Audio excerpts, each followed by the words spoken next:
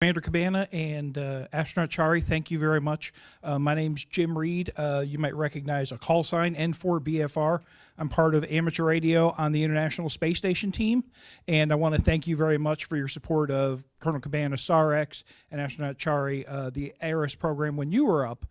Can you talk a little bit about how your experience with amateur radio and NASA going together, as well as, I don't know if you're aware, but the 40th anniversary of ham radio contact from human spaceflight is coming up at the end of the year, and any thoughts on that as well?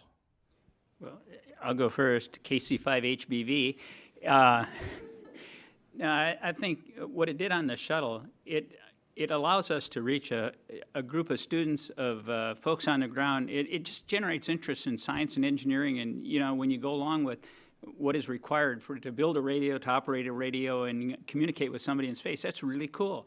And to be able to reach down to students from space and be able to share with them over shortwave radio, I thought it was really a fun thing to do. Yeah, I enjoyed it. I think it's you mentioned it's kind of a capstone project for students, and it's a cool thing to actually do with the project. So you're not just building a radio or going through the mechanics of it. You actually get to use it at the end, and then to talk to the space station is pretty awesome.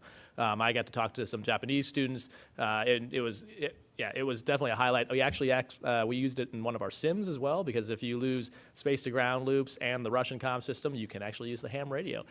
So it is a tertiary, a quaternary backup, if you will, and you have to then convince the person on the ground that you're not hoaxing them. Like, no kidding, this is the ISS. Go call someone. Call Houston.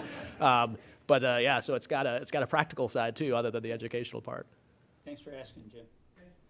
Yeah, thank